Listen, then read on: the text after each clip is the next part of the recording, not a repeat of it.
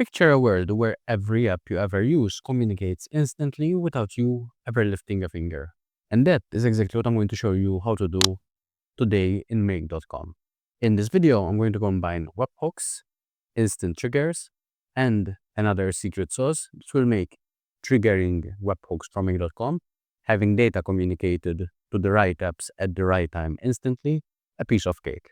In the next few minutes, I'm going to show you exactly how to create, how to call, and how to trigger different automations using Make.com and the web features. I'll show you how to respond to webhooks, and I'll also show you how to use email and how it features in the mix. The result? Instant connections that save you hours of work and ensure the data arrives at the right place at the right time. And these are functionalities I use every day in my own business. So I'm not just coming up with stuff in this video. I'm going to show you exactly what I do and the way that I ensure that the systems work as they should. So the first question to answer is, what are webhooks? And essentially, a webhook is just a URL that is listening to a call. If I go to webhooks here and I choose my custom webhooks, I can add a new webhook. I can add some hyper restrictions if I want, but let's keep it simple. And now I have this Make.com URL. So if I copy this address to my clipboard, this is what it looks like. So it's just a simple URL. If I were to copy this, run this scenario here, let's just hit OK. Run once and then go to that URL. Here it will say accepted, and this webhook will have received some data. The problem is that there is no information because I didn't add any. So if I go back here and now I want to add some information, I can do so like this. So name equals Kevin and surname equals Farouja. So if I copy that again, run this once, go back to my browser and paste that in.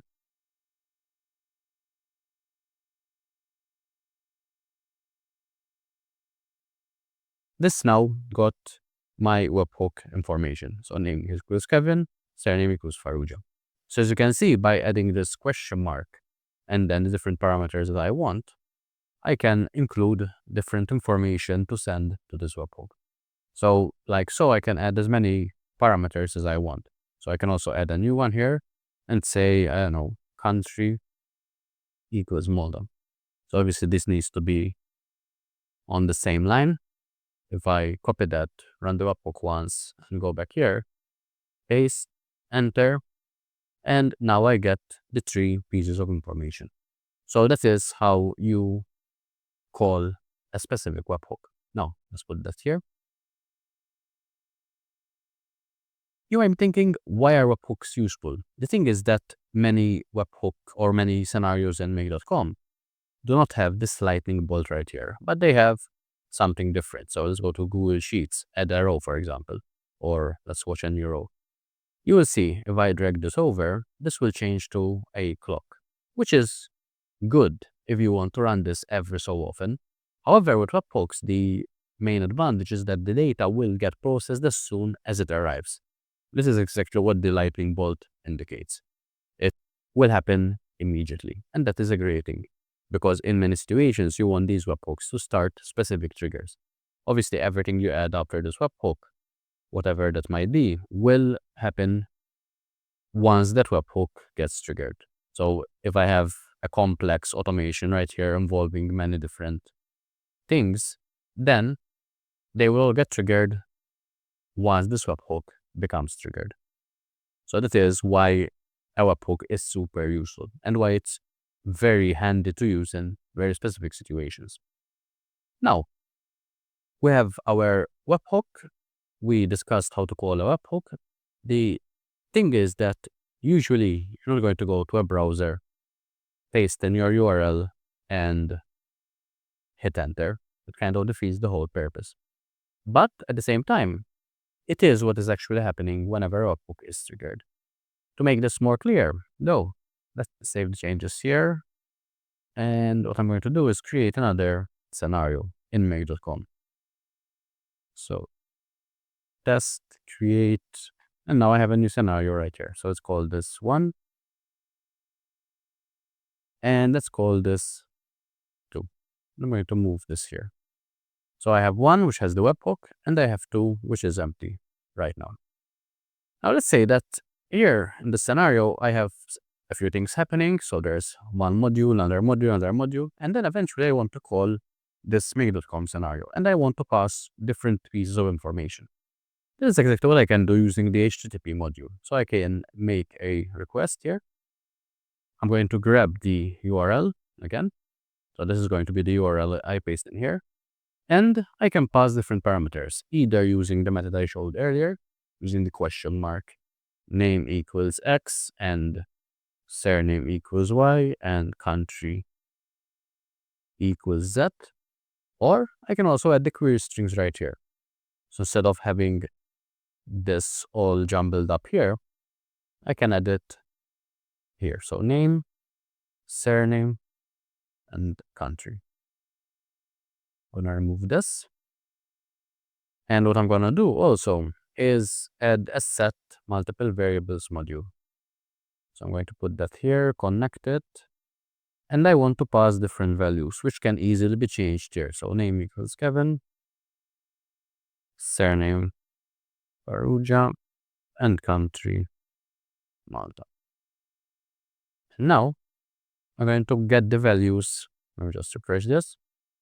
So I'm going to pass different values, different variables to my HTTP make a request module. So here I'm going to pass name, surname, and country, which means that if I make this request the first time and then I want to change something, I just change it here. And then those changes will get reflected right here. So if I were to test this out and I run this here, so this is now listening, and now I can hit enter here. So this, as you can see, triggered the automation here. If I change this to Italy, for example, hit OK, run this, so it's listening, and then I can run this. And now this gets the information from the workflow number 2. And this is a great way to run different automations and call different automations from separate automations. So that's one way of calling or of getting different workflows to work together.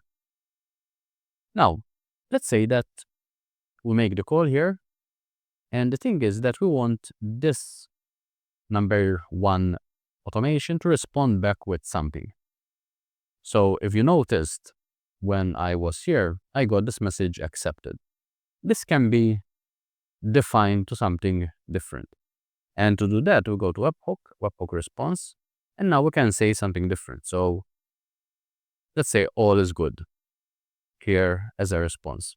So I can hit OK. Now, if I copy this, hit OK, hit run, and I go back here, I now get all is good because the webhook response returned that value. So that's a way of changing that response. However, you can also do a bunch of other stuff other than just returning some random text. For example, if I go to the advanced settings here, let's say that I want to, as soon as someone goes to that URL, he is redirected to a specific website. So I want to take them to google.com. All I do is enter a key here, which is called location. So this needs to be exactly as is. And then I enter my website right here. Here, I'm going to change this to a 301, which is a redirect. So I can leave that as is. I can grab the URL here, hit OK, enable that so it's listening. And now if I paste in my URL, this OK, but not found. So that's not what I was looking for. So let's see. So the response here was all is good, location. Let's double check this. So let's copy this again, hit OK, run. Okay, so this is now waiting for data. Give it a few seconds. Okay, so it seems that it is now working. I just removed the body. I'm not sure if that was the issue though. And if I hit play, it'll open up a new window and paste in my, let's run this again, my webhook URL. As you can see, it is now redirected to Google, as it should. And then in a few seconds, this is responding. So I think there's some small issue with Mail.com right now and updating of these webhooks. So thing is that if I do it now, it's again going back to Google. So I'm not exactly sure what is happening. Let's try this again. So that, and now it's redirecting. And now this responded back with what I wanted. So yeah, there seems to be some type of lag right here. But that is how you make a redirect using Mail.com. So this can be used in several ways. Let's say that you want to redirect to Google if the answer is, if a number is 1, or redirect to, I don't know, Yahoo if the answer is 2. So now you can have a router in between, which essentially decides what the value passed to the webhook is, and then makes that decision. So let's say that we'll have a number that we're going to pass from the webhook, which is module 1 here, and using that number, we're going to add a filter. So here I can say 1.number if it's equal to, let's say, number. I mean, text should be good as well. So number is equal to 1, go to Google, right? Which is this right here. But if 1.number is equal to 2, then we go to yahoo.com. So now, if I grab this URL again, save and run, and I go back to my notepad here, I need to pass a variable called number. So let's put number equals to, and if all goes well, this should take us to Yahoo. And as you see, it did. So that went down this route, and then it went down this route. 0 here, 1 here, because the number was equal to 2, and then it redirected to yahoo.com. So there's that way to use webhooks to redirect people to different locations as well. Let's see, message redirection. Now, let me show you how to use how to do all this using email. So what I'm going to do here on a separate screen, I'm going to open up my Gmail, and I'm going to do the following. So here, instead of a webhook, I'm going to add a module, which is webhook and a custom mailhook. And now if I hit save, I can close this. I don't need to save. And I can copy this address to clipboard, which just looks like this. So it's a email address this time. And if I hit OK and move the trigger right here, I can hit run once. So this is now listening. And now I can send an email to this specific email. So all I'm doing here is just creating a new message and sending it to this email address. I can leave it empty, or let's just put a subject here, text here. I'm going to hit send. And in a few seconds, this should get that email because it's listening for incoming mail. We'll give it a few seconds. And that just came in. So there's the date, there's the subject, there's the text, there's the HTML content, information about the sender, recipient, and a bunch of other stuff. Attachments, which are empty, copy, recipients, which are empty, recipients, which is just the email address. So all the information you have is right here. We can also do the same thing as before. So we can also have a router that decides what to do based on the contents of the email. Now, in this case, you can't really send people to different URLs, right? Because they are not doing it in a browser, just sending an email. However, you can have a router that defines what happens based on the text of the email. It can also be that if, for example, if it has an attachment, so in this case, attachments is empty, right?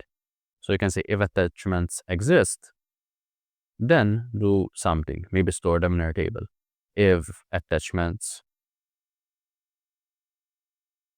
don't exist, then do something else. So there's a lot you can do as well with custom mailhooks, which are just this custom email address that Mail.com gives you in order to send emails to that specific email. Okay, hope you enjoyed this video. Don't forget to hit like and subscribe so you don't miss future videos. And in the meantime, check out the link in the description if you want help with using AI and automation in your business. I'll speak to you soon.